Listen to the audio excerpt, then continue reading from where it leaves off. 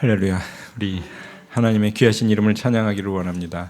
네, 우리 아까 전에도 서로 인사를 드렸지만 그때 못 오신 분들도 많잖아요. 그러니 옆에 계시는 분들은 한번 돌아보시고 어떠세요? 5월에 한번 보십시오. 이렇게 보면 제일 잘생겼죠.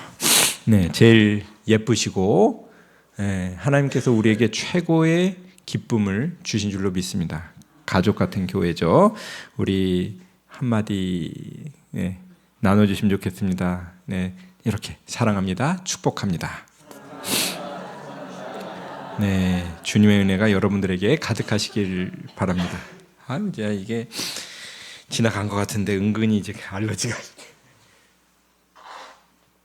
약을 먹어도. 근데 말이죠.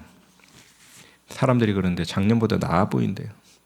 네, 작년보다 나아 보인대요. 저기 작년에 그리고 재작년에 비교해 보면 뭐 먹었냐고 그러더라.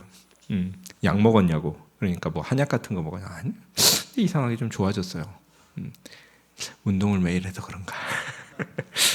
누가 그런 얘기를 하는데 운동이든 우리 경건이라고 기도든 거의 습관처럼 매일 하는 것이 하나님 앞에 올바른 일이다. 네, 우리를 잘 돌보는 게 하나님께서 기뻐하시는 일이기 때문에 우리 같이 잠깐 기도드리겠습니다. 주님의 은혜 우리에게 또 허락하여 주시기를 원하며 이 시간에 주님의 말씀 통하여 하나님께 더욱 가까이 가는 은혜 있게 하여 주시옵소서. 우리 주 예수님의 이름으로 기도드립니다. 아멘. 네, 오늘 본문의 말씀 출애굽기 8장 22절의 말씀을 읽었는데 그 위에 아래에서 제가 조금 말씀을 다시 한번 정리해서 보도록 하겠습니다. 지난번에 제가 연속으로 이렇게 쭉 이어오는 부분 중에 여기에 해당하는 부분이 모세를 통하여 하나님께서 선포하신 10가지 재앙이 애굽 백성들한테 이제 내리는 건데 희한하게 또 모세의 노래네요. 그렇죠? 네, 모세의 노래. 네. 자, 모세를 통하여 10가지 재앙을 내리시는데 지난주에 드렸었던 말씀대로 이 10가지 재앙을 내릴 때마다 하나님께서 반복하시는 말씀이 있습니다. 그게 뭐냐면 내 백성을 내놔라. 내 백성이 나에게 예배를 드릴 것이다. 내 백성이 광야에 가서 나에게 예배를 드릴 것이다. 이 말씀을 강조해서 말씀하시면서 눈에 보이기에는 뭘 선포하냐면 애굽의 왕이라면 세계 최고의 권력자입니다. 당시에 생사 여탈권을 가지고 있을 뿐만 아니라 이스라엘 백성들은 사실은 죄송합니다만 종놈들이에요. 종놈들. 그것도 하루 이틀 이제 종노릇한 게 아니라 400년 동안 종노릇한 사람들이란 말이죠.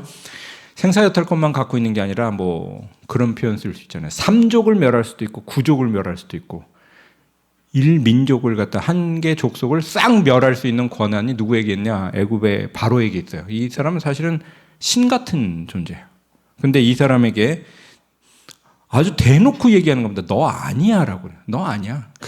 하나님께서 모세를 통하여 말씀을 하시는데 모세를 통하여 주신 말씀이 뭐냐면 너 아니야. 너 아니고 내가 주님이고 나에게 내 백성들이 경배를 드릴 거자. 내놔라. 좋은 말로 하는데 안 되니까는 10번의 재앙을 주시는데 이 10번의 재앙이 하나하나가 무슨 의미를 갖고 있냐고 지난번에 말씀을 드렸는데 애굽이 믿고 있었던 10가지 신들을 하나하나 이제 부숴주시는 것이 하나님께서 보여주신 모습이다. 이렇게 말씀을 드렸습니다. 그 중에 이제 첫 번째 이제 나일 얘기를 봤었고 두 번째 이제 지난번에 개구리가 했을 때 헤케트라고 그러는 이 사람들이 믿는 신, 개구리 신, 다산, 풍요, 그 다음에 개구리가 우리에게 만족을 가져다 줄 것이다. 그러니까 마치 이제 중국 사람들이 돼지 좋아하잖아요. 복 가져다 준다고.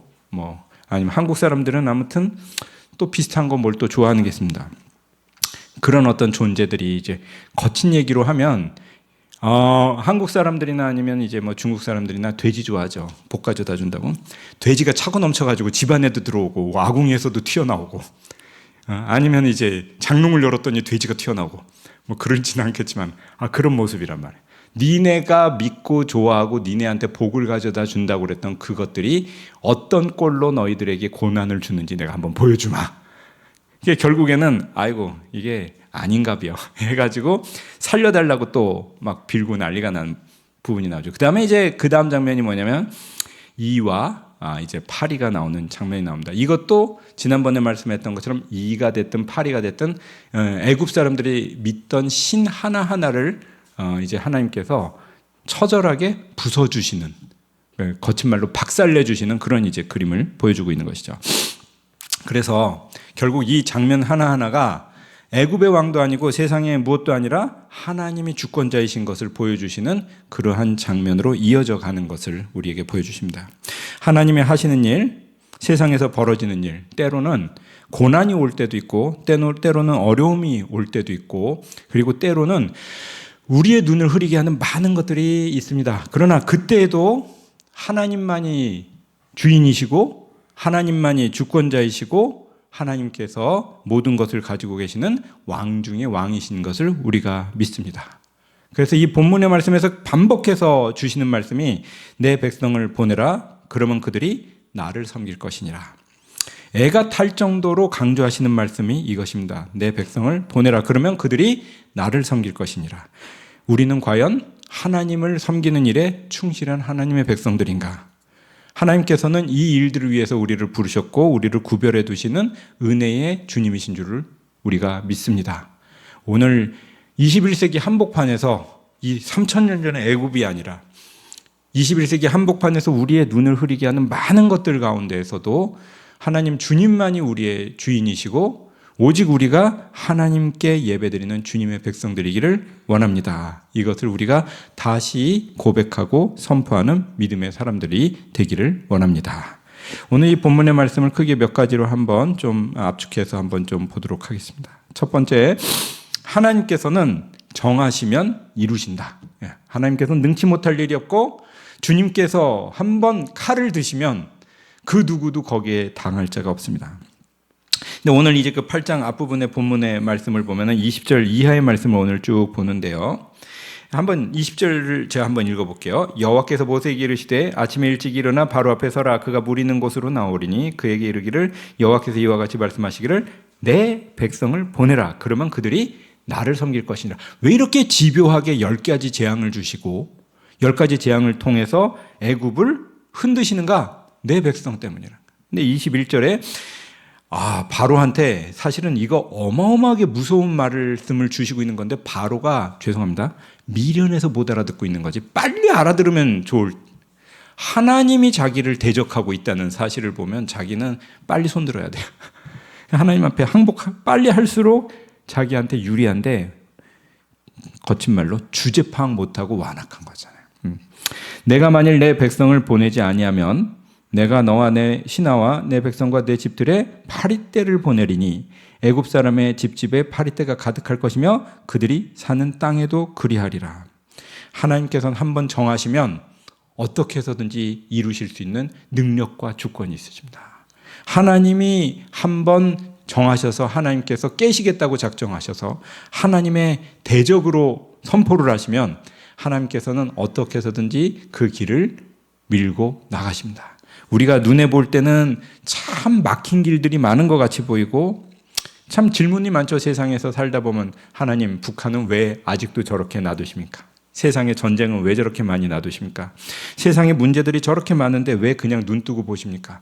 그 어리석은 우리는 그렇게 질문할 수 있지만 예수님께서 놔둬라, 알곡과 가라지가 섞여 있으니 때가 되면은 그것을 잘 거둬들일 건 거둬들이고 태울 것은 태우시리라. 주권을 갖고 계시는 하나님께서 주권자로서 이 모든 것을 감당하실 때까지 우리는 다만 기다리고 바라볼 뿐인 것입니다. 그러나 하나님이 주권이 있으시고 살아계시고 주님은 반드시 뜻이 있으시기 때문에 우리가 볼 수 없어서 그렇지 하나님께서는 반드시 주님의 때에 주님의 뜻을 이루실 줄로 믿습니다. 성경이 이렇게 말씀하십니다. 요한계시록 3장 7절에 7교회에 편지를 보내면서 예수님에 대해서 하나하나 이제 설명하는 분이 있는데 그 중에 하나 요한계시록 3장 7절에 닫으면 열 자가 없고 열면 닫을 자가 없다. 그분이 누구신가? 예수님이라고 말했어요. 예수님은 한 번 결정하시면 능치 못하심이 없습니다. 그런데도 왜 세상을 그냥 두시는가? 두시는 데는 이유가 있는 줄로 믿습니다. 그러나 안 보시는 것 같아도 다 보고 계시고, 그리고 그냥 지나치시는 것 같은데 때가 되면 기가 막히게 카운팅하십니다. 우리는 세상에 사람들을 무서워할 게 아니라 하나님을 무서워하는 사람들이 되어야 될 줄로 믿습니다. 하나님은 하나님을 무서워하고 하나님을 바라보는 사람을 또한 절대로 만홀히 여기시지도 않습니다. 그때는 내가 손해보는 것 같은데 시간이 지나면은 참 활수하다는 표현 쓰죠. 옛날에 넉넉하시고 충만하시고 모든 걸 쥐고 계신 주님이 반드시 보답해 주실 때가 있습니다. 그래서 우리는 하나님을 바라보고 주님을 바라보는 믿음의 사람들이 되어야 될 줄로 믿습니다. 20절에 보면 참 복선이 하나 있는데요. 20절 한 번만 더 읽어볼게요. 여호와께서 모세에게 이르시되 아침에 일찍이 일어나 바로 앞에 서라. 근데 바로 앞에 서라. 근데 바로가 그 다음이에요. 물 있는 곳으로 나오리니 그에게 이르기를 여호와께서 이와 같이 말씀하시기를 내 백성을 보내라. 요 복선에 대해서 여러 가지 설명을 합니다. 바로가 물 있는 곳에 설 때 가서 모세에게 선포해라. 근데 바로가 왜 물 위에 있을까? 보통 이제 사람들이 여러 주석을 붙이는데 지난번에 말씀했을 때 그 말씀했죠. 나일강을 갖다가 이제 말하자면 이 사람들은 그걸로 생각합니다. 네, 신으로 생각하거나 젖줄로 생각해요. 그래가지고 이 물 있는 곳이라고 얘기할 때 보통 자기 신들에게 예배 드리려고 바로가 설 때 이렇게 주석하는 게 있습니다. 무슨 말이냐면 바로가 지네 신 앞에 와가지고 설 때 그때 가가지고 하나님께서 더 세게 한번 팡 때리게 말씀하시는 거예요. 쓸데없는 짓 하지 말고 내 백성 내놔라. 네가 믿고 있는 잘못된 신 앞에 네가 서 있든 말든 나는 관심이 없어. 자, 제가 아까 전에 지난번에 요거 예배 흐름을 갖다 깰까봐 뭐 하긴 하지만은 뒤에 이제 찬이한테 그 동영상 하나 띄우라. KNN이라고 그 정책 방송인가요? 그거 이제 방송의 프로그램 중에 거기 뒤에 그 동영상 하나 있죠. 아까 전에 띄우라 그런 거. 네, 동영상. 제가 지난번에 무슨 말씀을 드렸냐면은 왜 남극에서 그 과학자들이 신기하게 생각하는 것 중에 아니라 핏빛으로 쏟아지는 남극의 폭포 그림이죠. 요거 동영상이 연속으로 된 게 아니라 사진만 몇 개쯤 연결된 거를 갖다 아나운서 목소리로 입혀가지고 보여준 게 있는데 조금만 돌려봐봐요. 남극의 피해 폭포라고 불리는 신비한 장소가 있습니다. 투명한 물 대신 붉은빛 물줄기를 뿜어내는 블러드 폴스가 네티즌들 사이에서 화제가 되고 있는데요. 이 폭포는 남극 맥머도 드라이밸리의 테일러 빙하에서 흘러나옵니다. 1911년 호주 지질학자 그리피스 테일러가 탐사 도중 처음 발견했는데요. 발견 당시 새하얀 테일러 빙하 사이로 마치 피처럼 붉은 물줄기가 뿜어져 나와 피해 폭포라는 이름이 붙어졌습니다. 당시엔 붉은 물줄기를 쏟아내는 이유를 알 수 없어 미스터리로 남았는데요.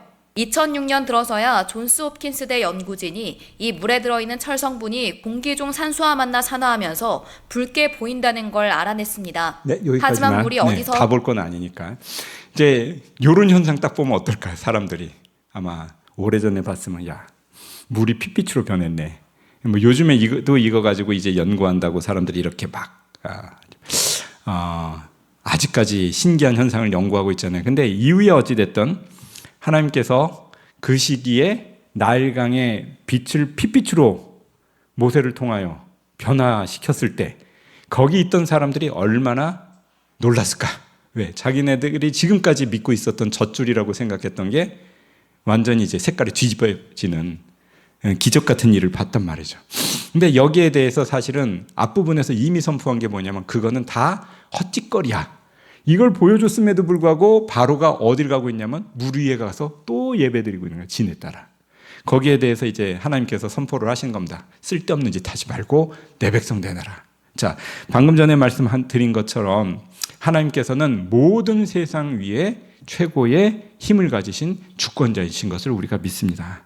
주님께서 정하시면 막힐 것이 없고 막으면 열릴 것이 없는 하나님께서 원하시는 대로 주님께 예배드리는 백성들이 되시기를 우리가 원하는 것입니다. 두 번째 말씀 정리하면 그런데 요건 조금 말씀 이렇게 정리하겠습니다. 자기 백성이라 자기라고 그러면 좀 당신의 백성을 지키시는 하나님. 당신의 백성을 지키시는 하나님. 놀라운 일은요. 파리 재앙을 선포하는데요. 파리 때가 이 사람들한테 신 같다고 그러죠. 근데 이 파리 때가 이제 땅을 완전히 덮을 겁니다. 뭐 옛날에 뭐 보면은 미국의 그 벌떼가 플로리다 한번 확 덮고 한 몇십 년 전에 그런 게 깜짝 놀랄 일이 있어가지고 막 사람들이 뭐 영화로도 만들고 그랬잖아요. 아니면 이제 아프리카 같은 데 메뚜기가 싹 덮습니다. 이 사람들이 이제 그 파리떼가 엄청나게 창궐을 해가지고 한 지역을 갖다 싹 덮어버리는데 그때 애굽은 거의 우린 망했다 죽었다 이 정도 소리를 지를 정도의 공포를 느끼게 됩니다. 그런 어려움을 선포하시는데 근데 8장 22절에 보면 하나님께서 이렇게 말씀을 주십니다. 그날에 나는 내 백성이 거주하는 고센 땅을 구별하여 그곳에는 파리가 없게 하리니 이로 말미암아 이 땅에서 내가 여호와인 줄을 내가 알게 될 것이라. 우리는 이 부분을 잠깐 간단히 느끼게 되는 부분인데요. 제가 두 번째 PPT 하나 띄워놓은 거 있죠. 그거 한번 띄워봐. 제가 이제 궁금증이 발동을 해가지고 애굽 사람들이 사는 곳과 참고지도 첫 번째 일단 요거 띄우고 애굽 사람들이 사는 곳과 이스라엘 사람들이 살던 곳이 고센 땅이라고 했어요. 고센 땅. 고센 땅과 애굽 사람들이 많이 거주하는 지역은 얼마나 거리가 떨어져 있을까? 한번 이제 지도를 이렇게 찾아보다가 요즘은 급하면 빨리 하는 거 있잖아요. 챗GPT를 불러가지고 그려봐. 그랬더니 일단은 이게 여러 가지 고고학적 지도를 갖다 이렇게 그 종합을 해가지고 한마디 딱 가설을 뭐라고 그러냐면 정확히 어느 지역에서 뭐가 일어났는지는 기록되어 있지 않습니다. 이렇게 이제 얘기를 합니다. 제가 그 보면서 원래 GPT는 저 따위로 대답을 해. 근데 한 가지 분명한 건 성경에서 말씀하고 있으니 이것은 분명히 엄청나게 일어난 사건이라는 건 우리가 안단 말이에요. 고센 땅이 어딨냐? 뭐 지도를 보면 위에 일단 잠깐 위에 올리면. 요런 어떤 몇 가지 이제 보면은 이제 후보지를 갖다 줘요. 근데 대략 보면은 이스라엘 사람들이 살고 있던 저 지역은 요 정도 지역이라고 하고 애굽 사람들이 좀 많이 있던 데는 요쪽이라고 보통 얘기들을 합니다. 근데 정확하게 특정하기는 어려운데 내려가. 대체로 이렇게 그려진다. 여기가 고센일 거다. 이 지도가 제일 좀 많더라고요. 이스라엘 자손들이 거주하는 곳이 나일강의 하구에 상당히 비옥한 지역이고 애굽 사람들이 좀 많이 있는 곳은 주로 이쪽이죠. 근데 이쪽들이 주로 이제 말하자면 개구리라든지 이런 것 때문에 애를 먹은 곳들이고 그리고 어쨌든 이스라엘 사람들은 여기 그 다음에 애굽 사람들은 이쪽에 거의 어떻습니까? 붙어있죠. 붙어있고 이 지도를 보면서 나중에 말씀드리지만 하나 좀 더 생각해 볼 게 뭐냐면요. 이거는 이제 오늘 진도는 아닙니다. 근데 여기에 이스라엘 사람들이 살고 있는데 나중에 어디까지 가야 돼요? 이 사람들이 원래 나와서 가나안으로 가야 되죠. 가나안으로 가야 되는데 여기에서 여기 가야 되는 가나안이 키로수로 몇 킬로 정도 떨어져 있냐면 150에서 200 정도 떨어져요. 무슨 말이냐면 엎어지면 코 닿을 때 하나님께서 가게 해주신다라는 약속을 나중에 주시는데 요거 그 많은 백성들을 데리고 딱 서울에서 대전 가는 거리거든요. 며칠이면 갈 거래요. 그 많은 백성들을 데리고 가도 그거를 얼마 굴리십니까? 40년을 이쪽으로 내려와서 1년 동안 묵혔다가 거슬러 올라가는 데만 40년, 39년을 주십니다. 왜 그러셨을까? 전에도 많이 말씀했지만 당장 주셔도 좋은데 하나님께서 기다리고 묵히게 하실 때는 이유가 있다. 그 백성들이 그만큼 성장해야 되고 하나님이 너무 쉽게 주시면 어떻게 될까? 하나님이 너무 쉽게 주시면 불 켜도 됩니다. 쉬운 줄 알아요. 근데 이 사람들이 그 40년 동안 사실은 자기네가 성숙하는 은혜를 보게 된다는 말씀을 주시죠. 이러나 저러나 이 지도로 보면 고센 땅이 사실은 파리가 안 끓을 만한 자리가 아닙니다. 사실은 굉장히 오히려 파리가 끓으면 더 끓을 수 있는 자리예요. 여기가. 이 하구고 물이 많고 뭐 이런 데고 애굽 사람들은 오히려 좀 좋은 데 살았을 겁니다. 그런데 하나님께서 재앙을 확 주시면서 거친 말로 요즘으로 말씀하면 좋은 데 내가 있는 줄 알고 내가 안전하고 저 사람들은 산골에 거친 데 있어가지고 애를 먹겠다 이렇게 생각했는데 하나님께서 역으로 뒤집어 버리신 거예요. 쉽게 얘기해서 내 백성을 지키시겠다고 작정을 하시고 바람을 부셨든 아니면 뭘 하셨든 고센 땅을 하나님께서 구별해서 지켜주시고 애굽에다가 죄송한 표현으로 골탕을 주신 거죠. 파리떼를 갖다가 밀어넣어가지고 굉장히 큰 어려움을 갖다가 겪게 하시는 것입니다. 자, 이 말씀을 가만히 한번 보면 그날에 나는 내 백성이 거주하는 고센 땅을 구별하여 그곳에는 파리가 없게 하리니. 자, 중요한 게 뭐냐면 그곳을 나는 구별했다. 이렇게. 페두트라는 단어입니다. 내가 그곳을 성별했다. 걔네들은 내 거니까 건드리지 마. 심지어 파리조차도 하나님의 명령을 받습니다. 그래서 하나님께서 그곳을 구별하여 그곳엔 파리가 없게 하리니, 그 다음 말이 중요한데, 말씀이 중요한데, 이로 말미암아 이 땅에서 내가 여호와인 줄을 내가 알게 될 것이라. 하나님께서 내 백성을 지켜셔서 거기가 그렇게 좋은 곳이 아님에도 불구하고 거기를 지키시고 그 반대쪽에 좋은 곳에 산다고 생각했는데 파리 때문에 난리가 나는 겁니다. 그걸 보면서 하나님께서 정하시고 구별하시고 보호하시면 누구도 터치할 수 없다. 그리고 하나님의 보호하심에서 벗어나면 누구도 평안할 수 없다. 이걸 단적으로 보여주고 있는 것입니다. 자, 어쨌든 이스라엘 백성들이 사는 곳과 애굽 사람들이 사는 곳은 결정적으로 파리의 공격에서 달랐습니다. 그 가장 중요한 이유는 무엇인가? 하나님께서 그들을 구별하시고 그들을 보호하시기를 원했던 것입니다. 오늘을 사는 우리들도 생각하고 알 수 있습니다. 만약에 하나님께서 우리와 함께 하신다면, 하나님께서 우리를 위하신다면, 로마서 8장에 있는 말씀처럼 그분이 우리를 위하시면 누가 우리를 대적하리요? 그 어떤 것도 우리를 대적할 수 없다는 것을 우리에게 하나님께서는 주시는 말씀입니다. 자연적인 재해, 자연적인 곤란까지 들어서 하나님의 사람들을 구별하시고 보호하시고, 그리고 그 어려운 가운데서도 주님의 백성들을 지켜나가신 하나님. 그날에 나는 내 백성이 거주하는 고센 땅을 구별하여 그곳에는 파리가 없게 하리니, 이로 말미암아 이 땅에서 내가 여호와인 줄을 내가 알게 될 것이다.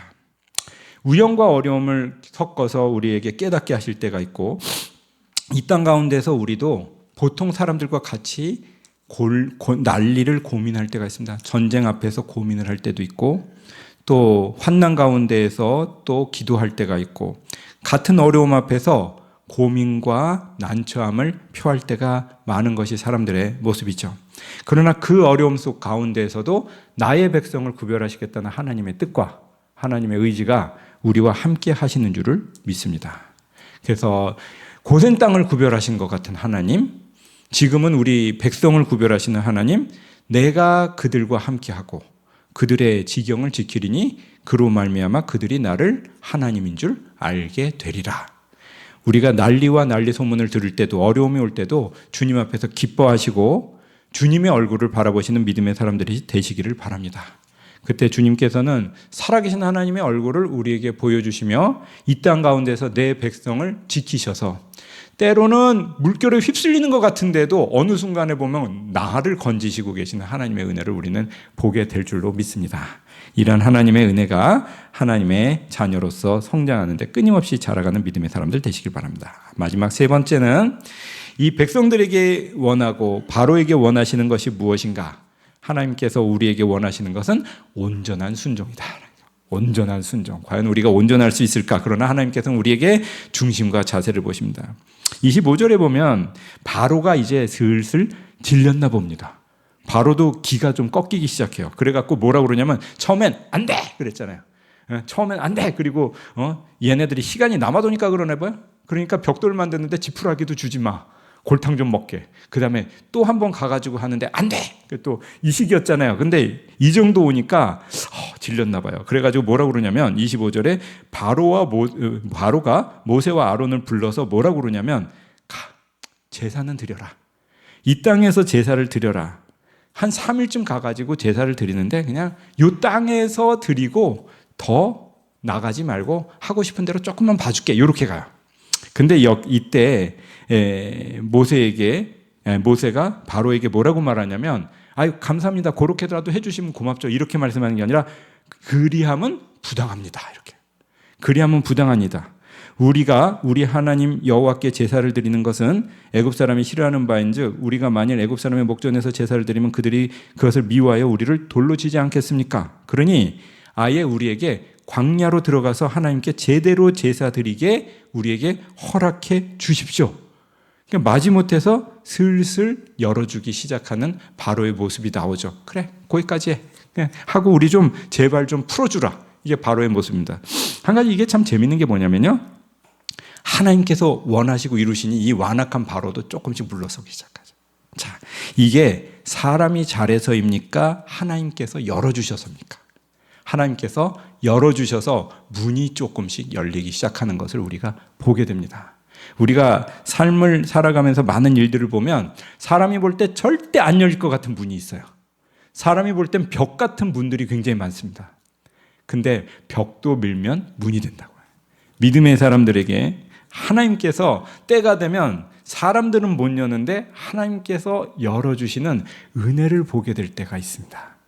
하나님께서 원하시면 벽도 문으로 바꿔버리십니다.